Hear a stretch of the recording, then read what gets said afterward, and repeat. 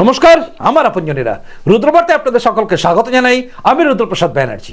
আজকে বঙ্গ বিজেপির মানে এই রাজ্যের ভারতীয় জনতা পার্টি বা বিজেপির রাজ্য কমিটিতে বেশ কিছু সাংগঠনিক রদবদল হলো এবং এই সাংগঠনিক রদবদল হওয়ার পরেই গোটা বাংলা জুড়ে প্রশ্ন উঠছে যে এর ফলে বিজেপির লাভ হবে নাকি ক্ষতি হবে।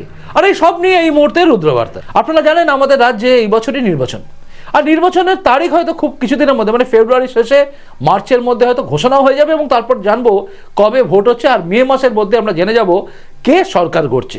এরকমই একটা যখন পরিস্থিতি রয়েছে, যখন গোটা রাজ্য জুড়ে ভারতীয় জনতা পার্টির কর্মীরা রাস্তায় নেমে বিভিন্ন পরিবর্তন সভা করছেন, কোথাও সংকল্প যাত্রা, কোথাও বা পরিবর্তন যাত্রা, এরকম নানা রকম প্রোগ্রাম করছেন এবং এই রাজ্যে মাঝে মাঝেই আসছেন অমিত শাহ থেকে শুরু করে নরেন্দ্র মোদী।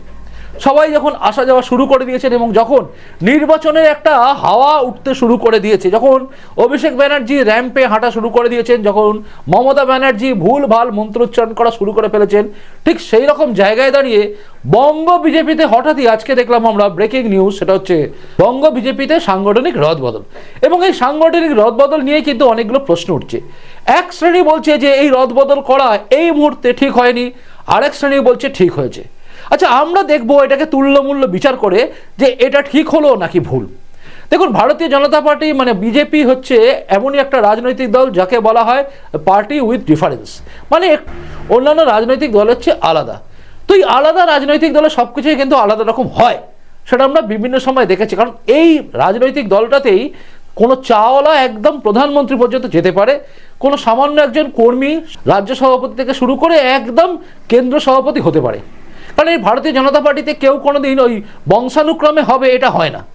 তো এই পার্টিটা একটু আলাদা রকম এবং এই পার্টির মধ্যে প্রথম কথাই বলা হয় যে নেশন ফার্স্ট, তারপরেই হচ্ছে দল, তারপরে ব্যক্তি আসে। তো এই নেশন ফার্স্ট মানে দেশ আগে, সবার আগে দেশ। এবং এই দলটা অর্থাৎ ভারতীয় জনতা পার্টি এটা কিন্তু পশ্চিমবঙ্গের জনসংঘ প্রতিষ্ঠা ডক্টর শ্যামাপ্রসাদ মুখার্জির আদর্শ ধরেই তৈরি। এবং এই জনসংঘ থেকে পরিণত হওয়া ভারতীয় জনতা পার্টি সত্যি রাজনৈতিকভাবে যে আলাদা এটা বলার কোনো অবকাশ রাখে না। আর এই মুহূর্তে গোটা বিশ্বের বুকে সবচেয়ে বড় রাজনৈতিক দল হচ্ছে ভারতীয় জনতা পার্টি বা বিজেপি। যাই হোক, আসল কথায় আসি। তো বিজেপির এই যে হঠাৎ করে পরিবর্তন করলো, যেটাকে অনেকেই হয়তো আশা করেনি, অনেকেই বলছেন এটাতে কি হবে। দেখুন, আমি দেখলাম এই রাজ্য কমিটির রদবদলটা এবং দেখুন আপনি এই রাজ্য কমিটির কি নাম ঘোষণা হয়েছে। দেখুন, বঙ্গ বিজেপির রদবদলের পরে যে টিমটা দাঁড়িয়েছে সেটা হচ্ছে প্রেসিডেন্ট হিসেবে রয়েছেন শ্রী শ্রমিক ভট্টাচার্য, ভাইস প্রেসিডেন্ট শ্রী সঞ্জয় সিং, শ্রী রাজু ব্যানার্জি, শ্রীমতী দেবশ্রী চৌধুরী, শ্রীমতী অগ্নিমিত্রা পাল, শ্রী দীপক বর্মন, শ্রী জগন্নাথ চট্টোপাধ্যায়, শ্রী মনোজ টিগ্গা, শ্রী নিশীথ প্রামাণিক, শ্রী তাপস রায়, শ্রী অমিতাভ রায়, শ্রীমতী তনুজা চক্রবর্তী এবং শ্রী প্রবাল রাহা।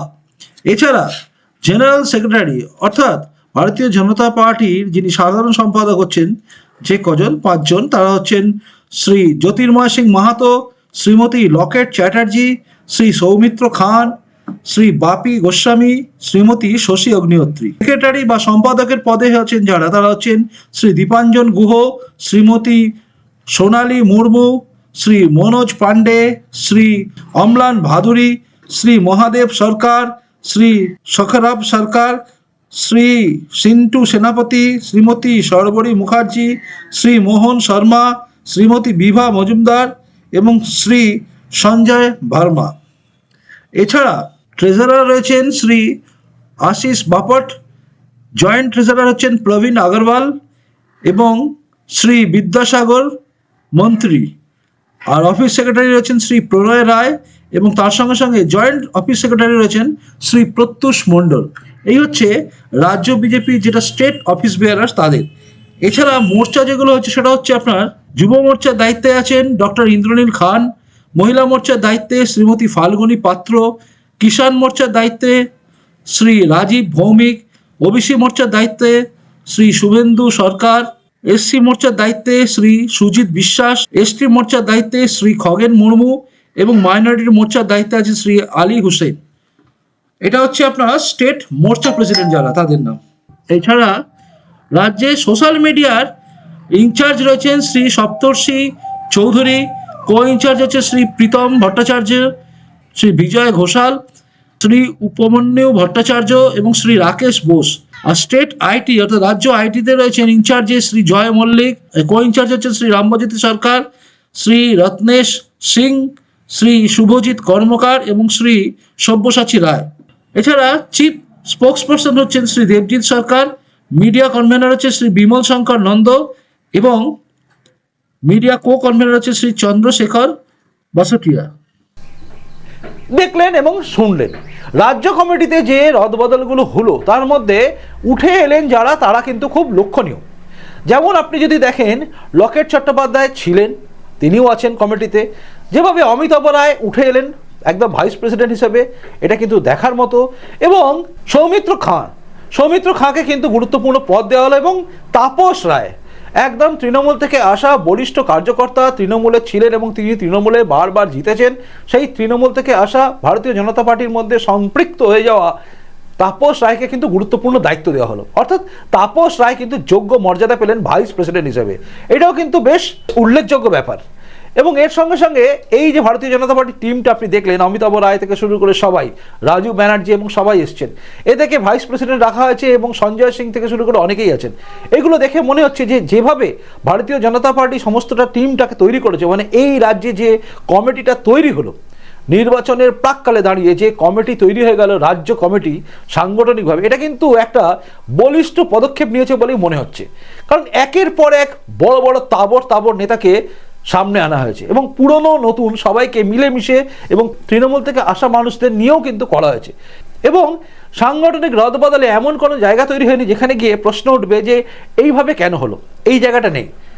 আর একটা জিনিস আমি খুব লক্ষ্য করলাম, সেটা হচ্ছে এখানে এই দলের মুখ্য যিনি আছেন স্পোক্স পার্সন, তিনি কে হলেন? তিনি হচ্ছেন দেবজিৎ সরকার। অর্থাৎ এই যে ভারতীয় জনতা পার্টি এই যে জায়গাটা তৈরি করলো, যে একজন একদম স্পোক্স পার্সন যিনি হবেন পার্টির, তিনি হচ্ছেন দেবজিৎ সরকার। এবং দেবজিৎ সরকারের বাগ্মিতা নিয়ে কোনো প্রশ্ন ওঠে না, দেবজিৎ সরকারের লড়াকু মানসিকতা নিয়ে কোনো প্রশ্ন ওঠে না। তাই দেবজিৎ সরকারকে চুজ করাটা খুব খুব খুব ভালো হয়েছে। এবং আরও একটা উল্লেখযোগ্য ব্যাপার হচ্ছে, এবারে যে সাংগঠনিক রদবদল হলো সেখানে কিন্তু দুটো গুরুত্বপূর্ণ জায়গাকে একইভাবে রাখা হলো। অর্থাৎ ভারতীয় জনতা পার্টি বলুন বা যে কোনো রাজনৈতিক দল বলুন, এতে দুটো জায়গা মেন শক্তি, সেটা হচ্ছে যুব আর একটা হচ্ছে মহিলা। দেখুন, যুব আর মহিলাকে কিন্তু একদম পরিবর্তন করা হলো না। অর্থাৎ যুব যিনি সভাপতি ছিলেন, মানে যুব মোর্চা যিনি সভাপতি ছিলেন ডক্টর ইন্দ্রনীল খান, তাকে রাখা হলো। এবং তার সঙ্গে সঙ্গে ফাল্গুনী পাত্র, তিনিও কিন্তু রয়ে গেলেন মহিলা মোর্চার। অর্থাৎ এই দুজনকে কিন্তু সরানো হলো না। আর এটা কিন্তু একটা বলিষ্ঠ পদক্ষেপ বলে আমার মনে হয়েছে। কারণ এই মুহূর্তে যদি যুব মোর্চাকে ভাঙা হতো, তাহলে যুব মোর্চার টিমটা নষ্ট হলে একটা বিরাট উইংস কিন্তু আস্তে আস্তে মানে এদিক ওদিক হয়ে যেত। এরই মধ্যে নির্বাচন এসে গেছে এবং নির্বাচনের মধ্যে এগুলোকে গুছিয়ে নেওয়া খুব টাফ হতো। তাই যে কমিটি আছে সেই কমিটিটাকে কিন্তু ইনট্যাক্ট রাখা হয়েছে। এবার দেখার বিষয়, রাজ্য কমিটি জেলা স্তরে কাদের কাদের রাখবেন, এটা রাজ্যে যিনি আছেন যুব মোর্চার যিনি সভাপতি হলেন তিনি ঠিক করবেন, মানে ডক্টর ইন্দ্রনীল খান, তিনি ঠিক করবেন যে কোনটা করা হবে, কোনটা ঠিক হবে। আর আমার মনে হয় এই যে ডিসিশনটা, এটা কিন্তু খুব ভালো হয়েছে। এবং মহিলা মোর্চাও কিন্তু একটা উইংস, সেই মহিলা মোর্চার উইংসটাকে কিন্তু এখনও ইনট্যাক্ট রাখা হলো। অর্থাৎ ফাল্গুনী পাত্রকেই রাখা হলো। ফাল্গুনী পাত্র থাকলে যে টিমটা তৈরি করেছিলেন, যেভাবে তিনি করছিলেন, তার পক্ষে কাজ করা সম্ভব হবে। এক্ষুনি নতুন কোনো কেউ এসে গিয়ে তারা আবার মহিলা মোর্চা তৈরি করবে বা যুব মোর্চা তৈরি করবে, এই জায়গাটা কিন্তু রাখা হলো না। এছাড়া বিভিন্ন গুরুত্বপূর্ণ পদে বিভিন্ন মানুষকে তুলে নিয়ে আসা হয়েছে যারা কিন্তু কাজ করবেন। এবং যেভাবে জগন্নাথ চ্যাটার্জি থেকে শুরু করে সবাইকে এই কমিটির মধ্যে রাখা হয়েছে এবং যেভাবে চারিদিক থেকে মানুষকে নিয়ে একটা টিম তৈরি করা হয়েছে, টিমটা কিন্তু সত্যিই উল্লেখযোগ্য। এবং এই উল্লেখযোগ্য টিমটা কিন্তু আগামী দিনে ভালো কাজ করবে বলে আমার বিশ্বাস। শুধু তাই নয়, এর ফলে কি হবে, এই যে একটা নতুন টিম তৈরি হলো, মানে এই যে টিমটা তৈরি হয়েছে পুরনো নতুনকে মিলিয়ে মিশিয়ে, এতে কিন্তু কার্যত বিজেপির যে অগ্রগতি, এটা কিন্তু আরও হবে। আর ভোটের মুখে দাঁড়িয়ে বিজেপির এই যে চেঞ্জটা, এটা কিন্তু অনেকেই বলেছেন এটা ভুল হয়েছে, কিন্তু আমার মনে হয় যেটা তৈরি হয়েছে, এটা আমার মনে হচ্ছে, আমার দিক থেকে বলছি আপনাদের, সেটা হচ্ছে যে টিমটা তৈরি হয়েছে এই টিমটা কিন্তু ঠিক আছে। আবারও বলছি, যদি যুব মোর্চাকে ভাঙা হতো, যুব মোর্চার রাজ্য সভাপতিকে যদি বদল করা হতো বা মহিলা মোর্চার রাজ্য সভানেত্রীকে যদি বদল করা হতো, তাহলে সেটাও কিন্তু চাপ হয়ে যেত। কারণ নতুন কেউ এলে আবারও সেই টিম তৈরি করা একটু চাপের। যাই হোক, সার্বিকভাবে যদি আপনি দেখেন তাহলে বেরোবে এটাই যে সেটা হচ্ছে এই যে বিজেপির সাংগঠনিক রদবদল করা হলো, মানে রাজ্য কমিটি ঘোষণা করা হলো, এই ঘোষণার ফলে বিজেপি কিন্তু আরও দ্রুততার সঙ্গে কাজ করতে পারবে। এবং শুধু তাই নয়, টিভিতে বা সংবাদ মাধ্যমের সামনে যিনি সবচেয়ে প্রথম মুখ খুলবেন, মানে চিফ স্পোক্স পার্সন, তিনি কিন্তু খুব ভালো হলেন দেবজিৎ সরকার। কারণ তিনি রেখে ঢেকে বুঝে শুনে পার্টিকুলারলি কোনটা উত্তর দেওয়া উচিত, কোনটা দেওয়া উচিত নয় এবং কি তথ্য রাখা উচিত, এটা একদম তিনি খুব ভালো করে বলেন।